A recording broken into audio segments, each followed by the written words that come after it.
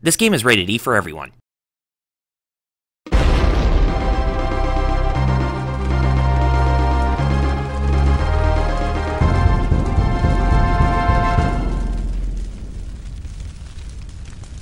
Mega Man X2. 2 times the Mega Man. 2 times the X. 2 times the same. Aww. Hey everybody, this is RRPG here, and welcome to a brand new episode of RRPG Reviews. For this time around, we're going to be retracing back to old territory, but this time in a good way, not in a bad way like what we did with the last review. And for this time around, we're going to be retreading back to Mega Man X. Now, if you remember about 5 years ago, 1, 2, 3, 4, and 5, that I did a video called Original vs. Remake, where I talked about the original Mega Man X on the Super Nintendo, and I compared it to Mega Man Maverick Hunter X on the PSP. Man, it seems like it's been quite a while since I talked about both Mega Man X and doing an Original vs. Remake video, so I do intend to go back to doing Original vs. Remake someday, but who knows what my next game I should do an Original vs. Remake on? Maybe based on Metal Gear Solid and Metal Gear Solid The Twin Snakes? Well, who knows?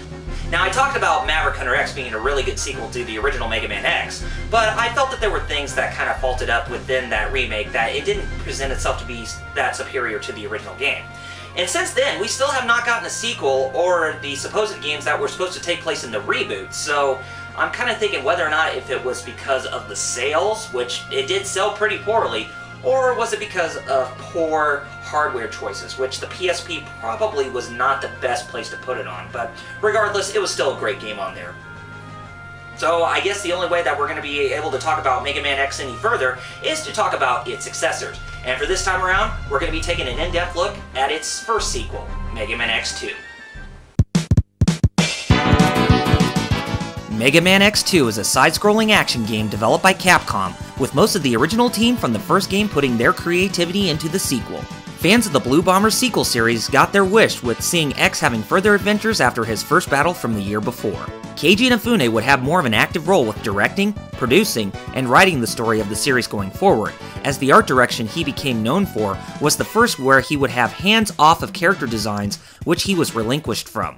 Despite being off-duty from character design, his sketchbook designs on certain characters and Mavericks would make the cut within X's newest journey to bring justice to all Mavericks out there. Does the sequel live up to the original, or does it falter short with what made the original great? Watch my review to find out.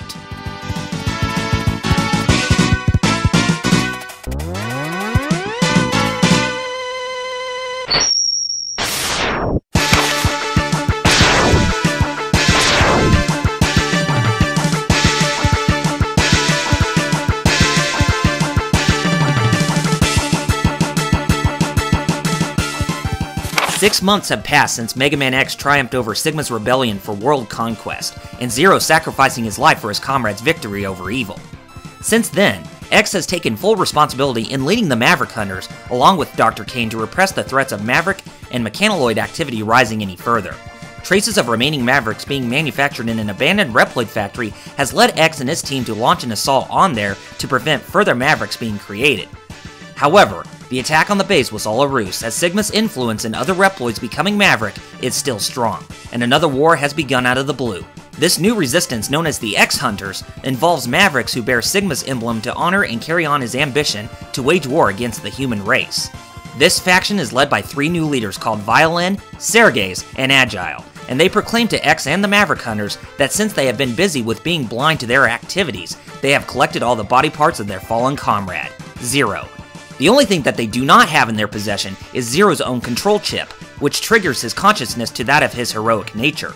Knowing that the world is once again in peril, and its best friend's corrupted revival is at stake, X accepts the challenge of the X-Hunters and heads for war, once again. So, the follow-up to the first game is kept to a traditional standing where X must fight against 8 Maverick bosses, as well as the evil de facto disturbing the peace.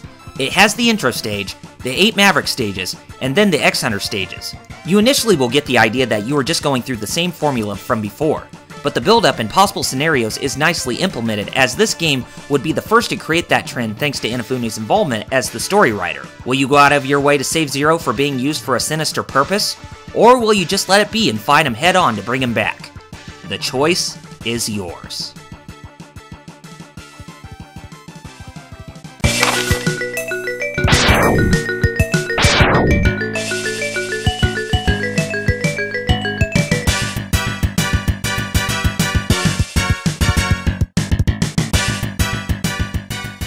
Mega Man games have followed the same trend, with Mega Man X shaking up things with newer possibilities not seen in the original series. Its sequel is no different, while it has its own unique ideas not done before.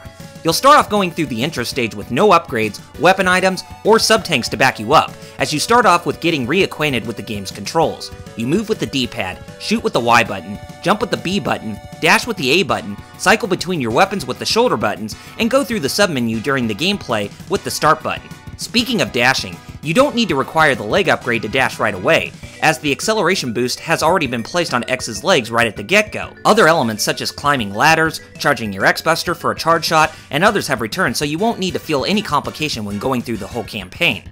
After you complete the intro stage, you are thrusted onto the world map, where you are given the many different stages you can traverse into that reflects upon the Mavericks you fight against. The 8 Mavericks are all brand new, that consists of Wire Sponge, Morph Moth, Flame Stag, Magna Centipede, Overdrive Ostrich, Bubble Crab, Wheel Gator, and Crystal Snail. Every stage has brand new enemies you will go up against, as there are only a few that have been recycled from the previous games, such as the Spy Bats. As you progress through each stage, you will be given the opportunity to find all 8 heart pieces to increase X's health bar, as well as some of them housing sub-tanks to fill up on energy in case of an emergency. Health capsules, weapon energy capsules, and extra lives are all there for you to find, but some of the items, including the most important ones, will always be tricky to locate, as you may need a Maverick's weapon in order to claim your prize.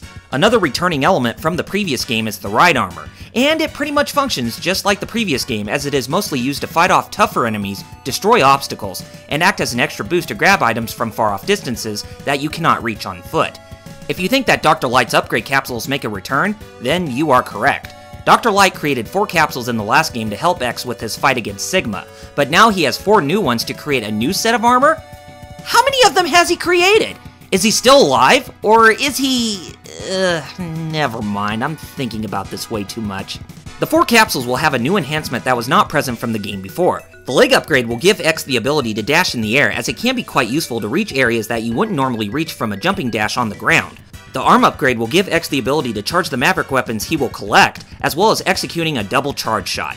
The head upgrade will allow X to scan areas where secret items are hidden or can be obtained with the necessary Maverick weapon he has on him. Finally, the body armor will decrease the damage X receives by half, but it can also be used to absorb laser shots and building up energy to unleash his kamikaze attack known as the Giga Crush. Everything on screen will take a grueling amount of damage, but bosses won't immediately die like with X's special move, which I will talk about in the epilogue segment. At last, the newest addition to the stages comes into play, where there are rooms that you can fight the leaders of the X-Hunters in optional boss fights.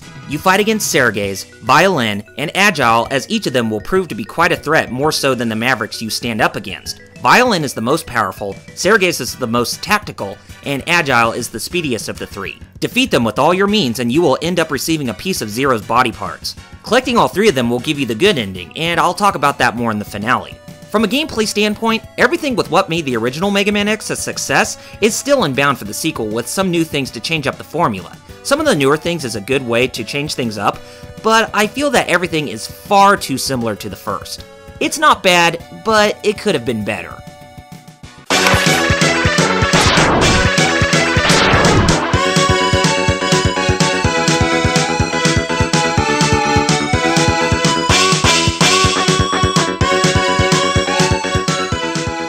As the lifespan of the Super Nintendo continued in 1994 with newer games using unique approaches in visuals and gameplay style, like Star Fox, Stunt Race FX, and Donkey Kong Country, it would only be natural that Capcom would try to deliver their own unique spin in the overall presentation of Mega Man X2. It most certainly does, as Capcom implements Mode 7 graphics in a whole new way, with the C/4 chip to perform general trigonometric calculations for wireframe effects. Some sprites such as the Wireframe Sword and Magna Centipede stage to X's head in the opening introduction are products of Capcom's work when it came to that technical achievement. However, it doesn't really do that much to add to the overall presentation to the game, except for a few things. This was also probably because of file size limitations that certain effects within the C/4 chip could produce, that it probably would have been impossible to do that kind of thing for all stages. It's a unique spin, but its potential was truly wasted in my opinion. Aside from that, everything within the presentation comes off from what you would expect in a Mega Man X game. The visuals are a step up over the last game with the color, lighting, and detail. The in-game sprites are fantastic, as some of the special effects are really spectacular, like the strobe light on the mechanical fish and bubble crab stage, to the reflections of the crystals in Crystal Snail stage. Detail on the Mavericks have that flair with what you would expect from Inafune's original design when it came to his character art on the Mavericks from the first game. Some of my favorite character designs are that of Zero, Magnus Centipede, Flamestag, and even Morph Moth. The graphics get a thumbs up from me for Capcom improving everything in terms of the visuals. The sound effects from the first game remain intact, but the soundtrack is much different as a different member of Capcom's Alph Lyla sound team composes the overall score, Yuki Iwai. Most of the music for the different stages, if not all of them, are pretty catchy, like the intro stage, the first and second themes of the X Hunter stages, and even Zero's theme to name a few. It has more of a techno-rock vibe than before, as certain instrumentations sounded very identical. The stage themes for the second X Hunter stage and Bubble Crab stage were very iconic, that they would be arranged for the soundtracks off future entries in the Mega Man X franchise. From what is shown in the graphics to the music, each side has its ups and downs that either surpass or downgrade itself from the original game. I just feel that the whole package didn't do it for me when it came to the overall delivery. Just when you thought the second game of this series would be the biggest upgrade from the original like in the original Mega Man series, it doesn't come out on top for Mega Man X2, sadly. What a letdown.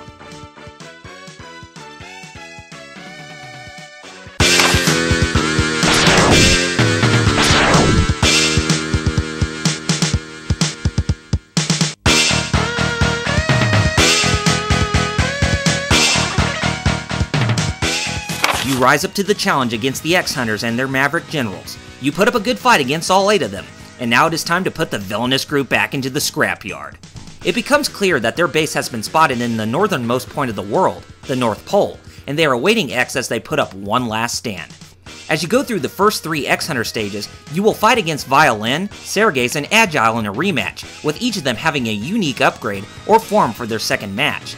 Well, except for Violin, as he summons platforms that will determine where his spiked wrecking ball will bounce from, which can lead to some cheap hits because of its powerful blows. After defeating Agile in the 3rd stage, he claims for his master to avenge him. Could his master be who we think it is? Well, leading up to the 4th stage, you are pitted to having a rematch against the 8 Mavericks you defeated from before, and their defeat brings you to the light on who is behind this malevolent conflict. Sigma. He has been revived in the short time span of his first defeat, and he has become far stronger and more faster than before as he awaits X in the 5th and final X-Hunter stage, which is pretty much a repeat of the first half of Magnus Centipede stage. This last stage is determined by which route it will go through if you did or did not collect all of Zero's body parts from the X-Hunter generals. If you didn't collect all of Zero's parts, you'll end up fighting him in his newly resurrected state, where his control chip is changed to abide by Sigma's commands. This boss fight against Zero is pretty tough with his power and speed, but the difficulty isn't that bad to take him down. After his defeat, he will regain his former self and thanks X for freeing him from Sigma's control. He then destroys some of the floor to lead X into the pathway that will take him to where Sigma has retreated to, while Zero goes to destroy the base's core reactor to bring down the house. If you actually manage to collect all of Zero's parts, you'll see that Sigma has a clone of Zero that is clad in black armor that is about to fight you off, but the real Zero comes to your aid by destroying that clone with no mercy. These different scenarios act as a double-edged sword based on your actions in each playthrough, as they have their pros and cons from what you choose. In the end, X ends up fighting Sigma in his Neo form, where he pairs Wolverine-like claws instead of his beam saber from before, and this boss fight against his first form can be easy and annoying at the same time. After you put his first form in his place, you'll come to witness what Sigma's true form really is: a computer virus. The second part of the final battle has X fighting off against Sigma's virus form that is all in wireframe animation, and the Reploid's second defeat has him placing the base on self-destruct. Claiming that he'll be back to fight off against X and Zero another day, Sigma ponders on the fact on how Zero is who he is, as he is the last of a Mad Doctor's creations. This game gives the first hint that Zero was the last creation of Mega Man's nemesis, Dr. Wily, and more of this plot point would be discovered in later games. X rendezvous with Zero outside of the X-Hunter's base while he and his partner looks at the sunset of winning another battle against the Mavericks, with X thinking if peace will ever return, and in order for it to come to fruition, what would he need to sacrifice to grasp it remains up in the air. This question would have to be answered another day, as the story of Mega Man X has concluded.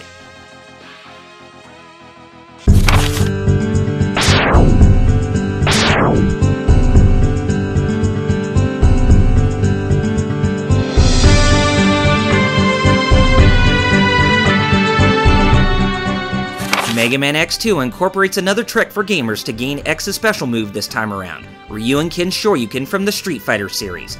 These homages from Street Fighter into Mega Man X are really awesome, and the fiery Dragon Punch can be yours if you follow these tips. While going through each of the 8 Maverick stages, be sure you find all the heart tanks and sub-tanks before going into X Hunter Stage 3. Also, make sure that your weapon and sub-tank energy are completely filled before you find the hidden Dr. Light capsule, otherwise it won't appear. As you come to the third X-Hunter stage, work your way up until you reach the diverging ladders that will lead you to either a high road or a low road. Either use the directional platform from the climbing path before the ladders to lead you to the upper portion of the stage, or use the Crystal Hunter on one of the spy bats to create a platform to reach the upper path. As you go up this upper path, be prepared to evade death spikes, as there are a lot of them. This may take you so many tries in order to get through the narrow and tight spots, but there will always be an extra life every time you go through this path, so don't think you'll need to go through the entire level all over again after you lost all lives. After you exhausted enough patience and careful execution in the controls, you will end up sliding down on a wall that will lead you into a secret area where Dr. Light's secret capsule is located.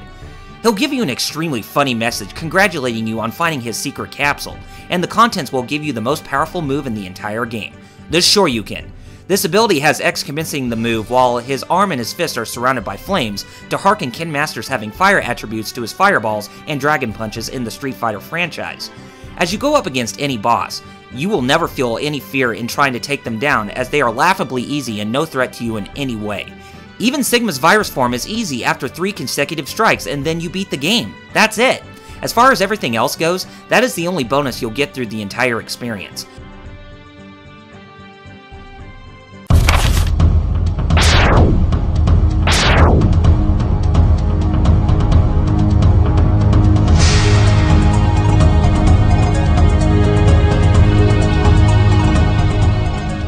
Mega Man X2 is a terrific sequel. However, I don't feel that it quite lives up to the original, as I believe this game feels too similar to the first. Some of you might say that it is truly a great game like the first because of someone on YouTube who is known as the Completionist, but I fully disagree with him on his stance with what he feels about this entry in the SNES trilogy. From my eyes, I consider this game to be the weakest when looking at this game and comparing it to its predecessor and its superior sequel. Everything within the game follows the formula of the original too closely, and there weren't that many things that were new or groundbreaking to consider it on how a sequel is supposed to improve in newer games. Certain elements like the scenario system and fighting the X-Hunter generals were all the shining moments, as I found those elements to benefit to the risk versus reward factor with great results, but everything else is largely a carbon copy of the first game. However, it isn't all that bad, as sometimes it is best to stick with what works, as the formula was never broken to begin with. But seeing how Mega Man games don't do a whole lot to experiment with tons of newer ideas in future games, I was not that surprised to see that Mega Man X2 received the same treatment. Overall, you can tell that I have many gripes with the overall delivery, as my expectations were very high when coming off the original game, but I do stress the fact that many of these complaints I have with it are not colossal negatives that bring everything down. To summarize, it's an enjoyable sequel, but truly weaker when compared to the other 2 games in the SNES library. Nevertheless, it is still an excellent game in its own right. I recommend you guys to buy this game through the Mega Man X collection, or pick it up on the Wii or Wii U Virtual Console, as your appetite for more Mega Man X will not leave you dissatisfied. So in the end, go buy Mega Man X2. I mean, seriously, what are you waiting for?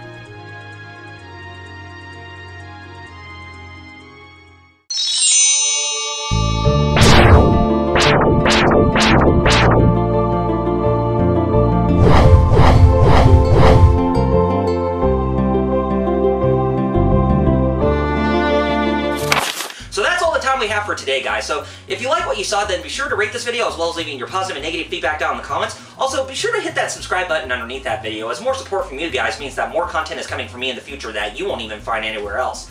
So yeah, as you can guess, that next month is going to be October, and by October, the main theme of that month is Halloween, and for that month alone, we're going to be talking about this game. Yeah, Yaiba Ninja Gaiden Z, and it's coming up pretty quickly. I don't know what it is about this game that made it suck. I mean, just looking at the box art, you figure that it would probably be a really good game in its own right. I mean, just looking at it alone, it may not even look like crap, but it sure as hell smells like it. Ugh. Hi everyone, thanks for watching. If you like this video, be sure you take a look at my last review of Teenage Mutant Ninja Turtles Out of the Shadows, as that was also a really bad game I looked at. Seriously, what's with all the bad games I end up taking a look at, even with them having ninjas? Ninjas are cool and awesome like pirates. But we also had some bad pirate-themed games too. but One Piece has been making a great comeback in games as of recent, and I urge you to go and pick up Unlimited World Red, as that was pretty stellar from what I heard. Anyway guys, be sure to stay glued this Halloween for Yaiba Ninja Gaiden Z. If you are from the future, click that annotation to watch it, as I'm sure you would like to hear my opinion as well. I gotta get going now, as I have a big review lined up for Christmas, as you won't expect what I'm going to do for my 27th review. Until next time, this is Double RPG signing off by saying Godspeed, and game on gamers. Catch you later.